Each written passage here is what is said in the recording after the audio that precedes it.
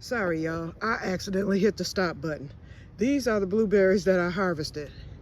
Okay, so let's go to the greenhouse real quick and then we'll wrap this up. Like I was just saying, yeah, I had a little pity party earlier. I was mad because when I lost I saw that I was losing the peppers. That was my prize harvest this year. I didn't care about nothing else. But when I saw that some of the peppers died, maybe I'm overwatering or something, I don't know. I do know I'll get eggplant. And I do know I'll get that cabbage because the leaves alone is harvest. So, and I know I'll get more Swiss chard. So, like I said, I stopped the pity party early. When you're sick, you're sick. And maybe that's why I was upset. Hold on, I'm unzipping the greenhouse. Maybe that's why I was upset. You get tired of being sick. You try to stay positive, happy, and all that stuff. Let me set these blueberries down before I squish every last one. There they are, y'all. Let me zoom in on them. I want y'all to see.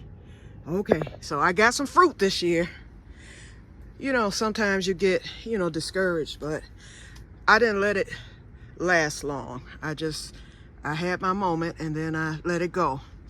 Because I'm going to plan B for the garden, which is, oh, I got another tomato here. Let's get that. Ooh, I ate those 4 that I harvested yesterday. I harvested like 4 or 5 yesterday, and it was delicious. This one hadn't even turned. But I've since taken the carcass out, but you can see where I lost that candy cane. And I just cut it. I said maybe it'll regenerate. The leaves had died. And then I have some dead leaves back there, but I think those are the basil leaves that I put in there. But I was very, very discouraged. Then I have some trying to die over there. They're not diseased. So I'm thinking I'm overwatering. So I'm going to give them like a few days. Because they were blooming for me and everything.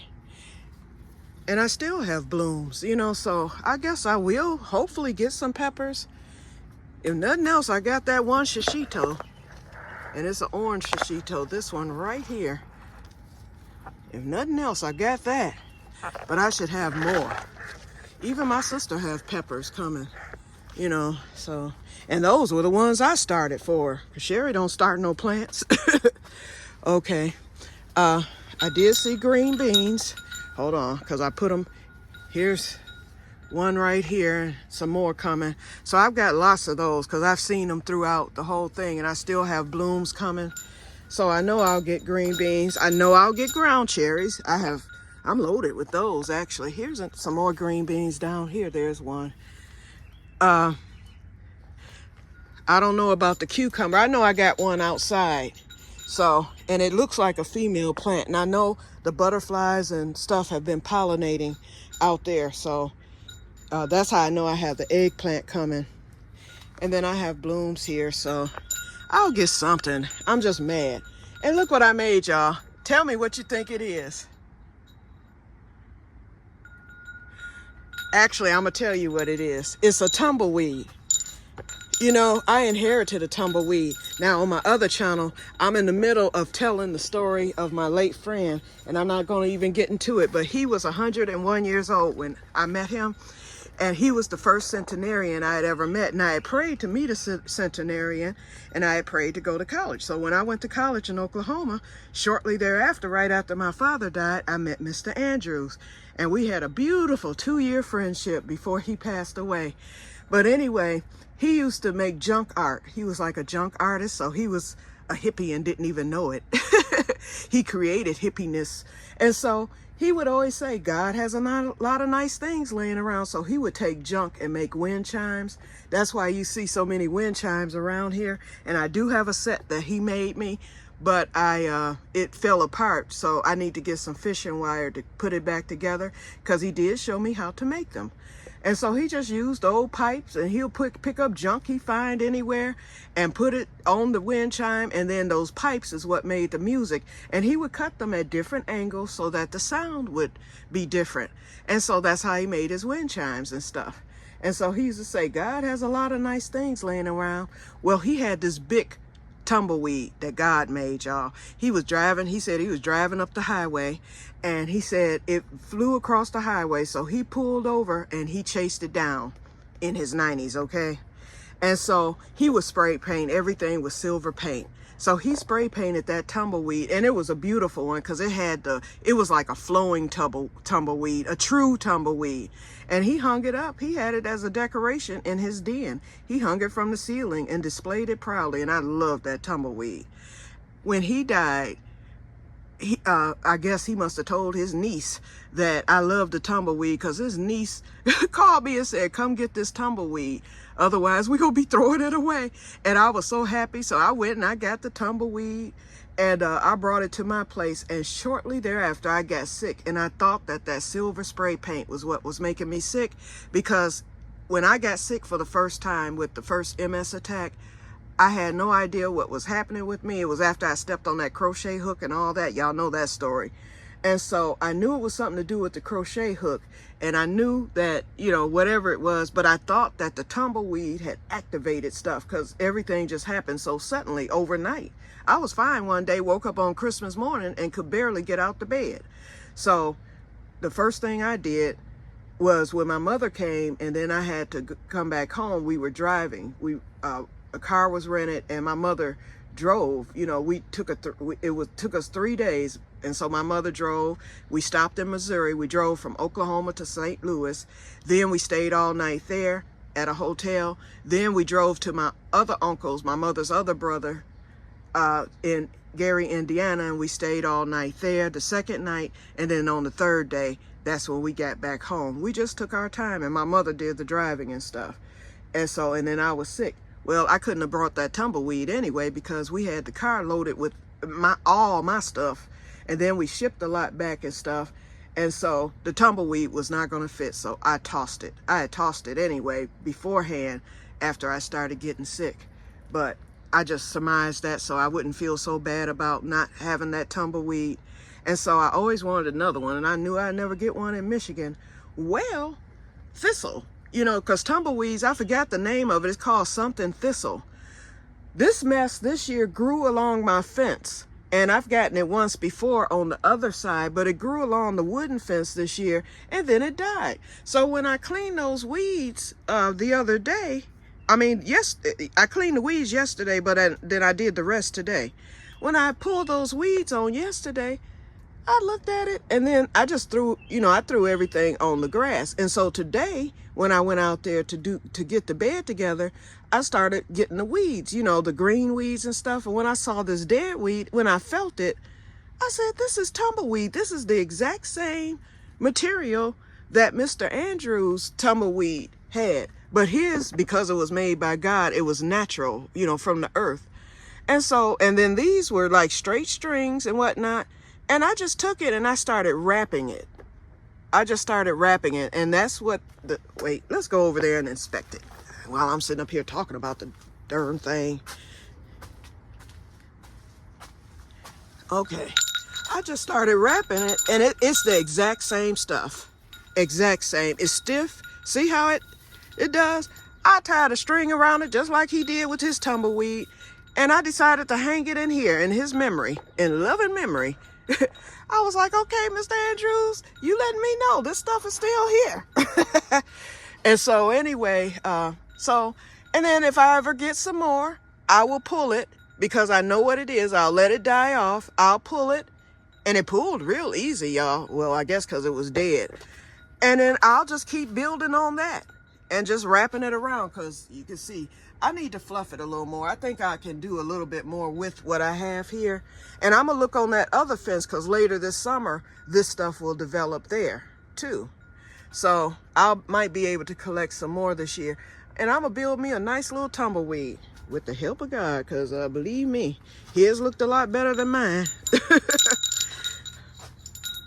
Okay, so that's it. So we're going to wrap it up. So I feel happy now. The tumbleweed made me happy. So it got me out of my little blue mood. But, plan B. That's what I was going to tell y'all about, and then I'm going to wrap this up. Okay, so my plan B. Although everything's going to stay here, if it dies or if it doesn't produce, that's fine. I'll clean it up at the end of summer. But whatever I get, I get. But I know whatever I get is probably, unless something bountiful happens, which I doubt, I'm not going to get a lot this year. So I'm a supplement. I'm going to go, you know, the farmer's market.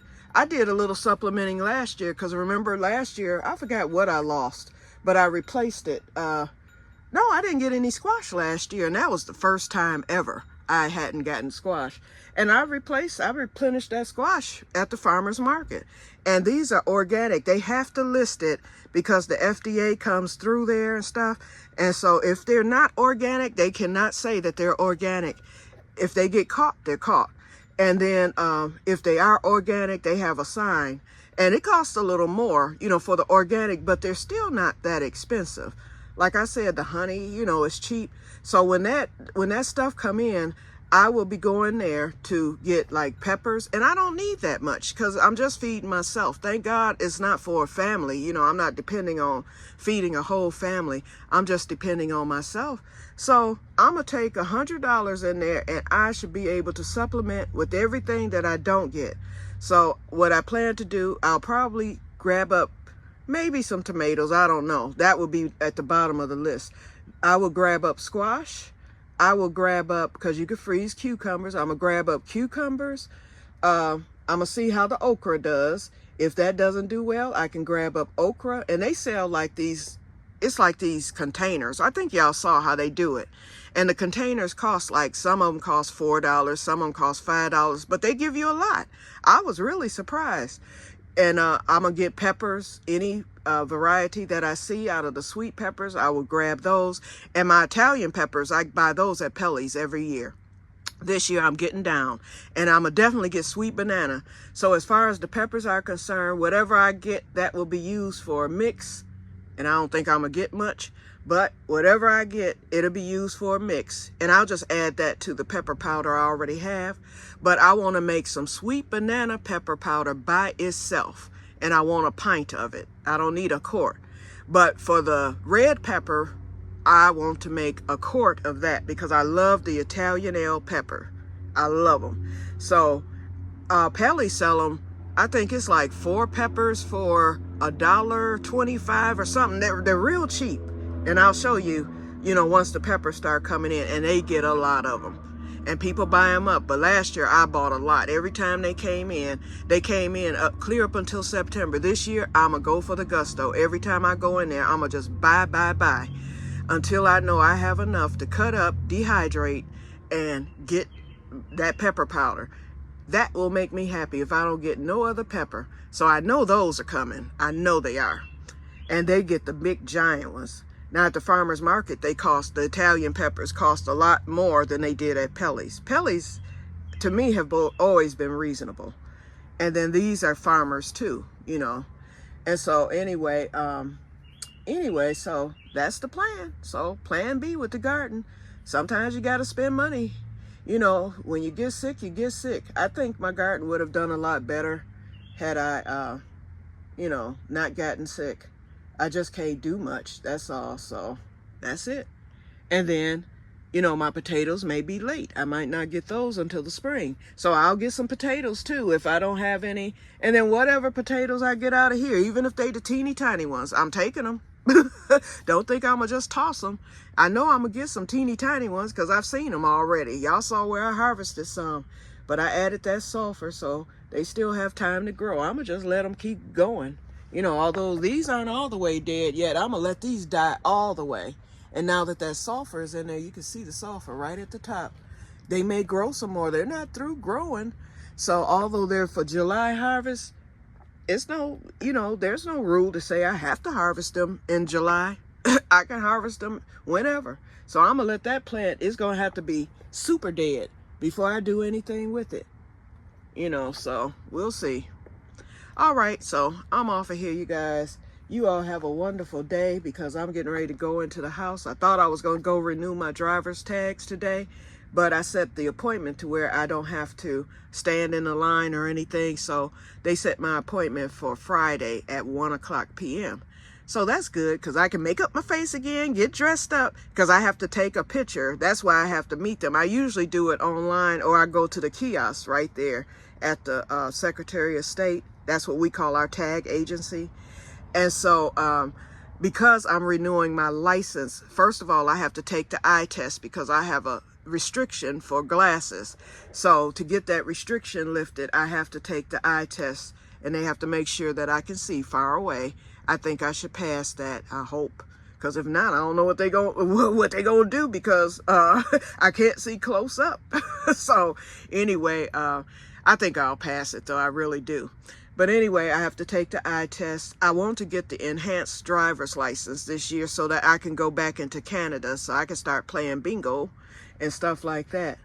And then, so I need to go in. So I set my appointment. So it's for Friday at 1 o'clock. So I'll be going in and doing all that. And then I will be all set for the next year.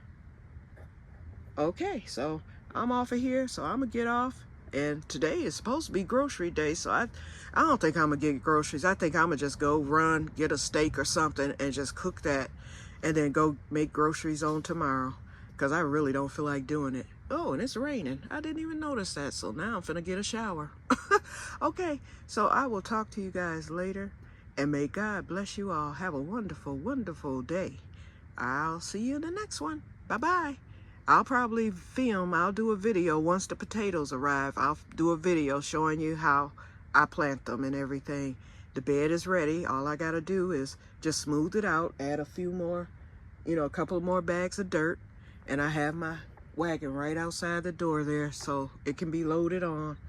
And then once I do that, then I'll go 6 inches down, bury the potatoes, and that's it. Don't have to do nothing else. And then I'll cover them with some hay, because I know that hay will break down just like the hay that's already in there.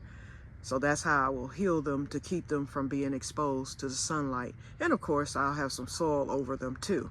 But later down the line, I really probably won't have to heal them, because, it's midsummer now, so we'll see.